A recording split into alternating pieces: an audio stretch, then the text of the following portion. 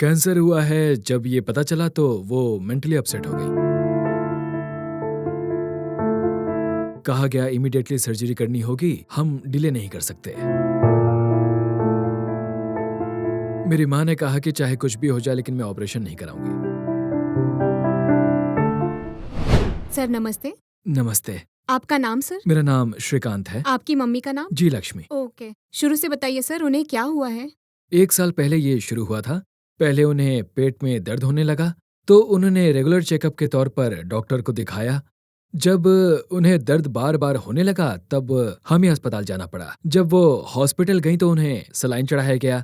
उस रात के अलावा 2-3 दिन और हमें वहाँ रहना पड़ा, जिसका हमें 20 से 30 हज़ार का बिल आया। और इस तरह से दर्द उन्हें बार-बार होने लगा। 6 महीने ऐसे ही होता रहा। मैंने डॉक्टर से पूछा ये क्या है?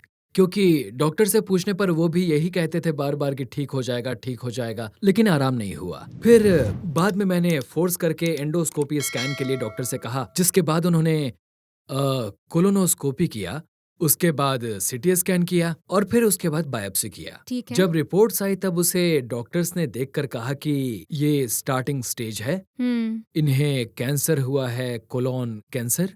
कैंसर है। एक बीमारी है, वो एक तरह की मानसिक बीमारी है जिसका असर परिवार के सिर्फ एक सदस्य पर नहीं बल्कि पूरे परिवार पर होता है। फिर हमें समझ नहीं आ रहा था कि हम करें तो क्या करें। उसके बाद हमें एक जान पहचान के दोस्त के साथ एक अस्पताल गए जहां उसने रेफर किया था। वहां उन्होंने रिपोर्ट्स चेक किए। रिपोर्ट चेक करने के बाद उन्होंने कहा कि इमीडिएटली सर्जरी करनी पड़ेगी, हम डिले नहीं कर सकते। लेकिन मेरी माँ परेशान हो गई क्योंकि उन्हें हॉस्पिटल का एनवायरनमेंट बिल्कुल भी पसंद नहीं। ठीक है। फिर अपेट सिटी स्कैन भी हुआ जो बहुत ही दर्दनाक होता है। जब ये स्कैन 2 बार हुआ तो माँ बहुत ही ज्यादा अपसेट हो गई थी। माँ को अस्पताल के नाम से नफरत हो गई थी। तब मेरे ही एक फ्रेंड ने व्हाट्सएप पर मुझे इस हॉस्पिटल के बारे में बताया और मुझे जानकारी दी। फिर हमने अपनी जांच पड़ताल की और उसके बाद हम यहाँ आ गए। पहली बार मैं जब यहाँ आया तो माँ को भी साथ लाया था। फिर डॉक्टर से हमने दिखाया, डॉक्टर ने रिपोर्ट्स भी चेक किए। उन्होंने माँ से कहा कि आप दवाइयाँ लीजिए, कोई दिक्कत नहीं होगी आपको। 2 बार दवा लेनी थी, सुबह और रात को। तो अभी 2 महीने हो गए हैं और 2 महीने से हम अस्पताल नहीं गए हैं और वो अब बहुत अच्छी हैं। इससे पहले माँ घर का सारा काम खुद करती थी और अब वापस से वो कर पा रही हैं। और वही 6 महीने पहले वो बिल्कुल बेड रेस्ट पर थी। हर हफ्ते 2 बार हॉस्पिटल जाना ही पड़ता था। अभी हॉस्पिटल विजिट बिल्कुल बंद हो चुका है, तो अब 2 महीने में एक बार यहाँ आती हैं, अपनी दवाइयाँ लेती हैं।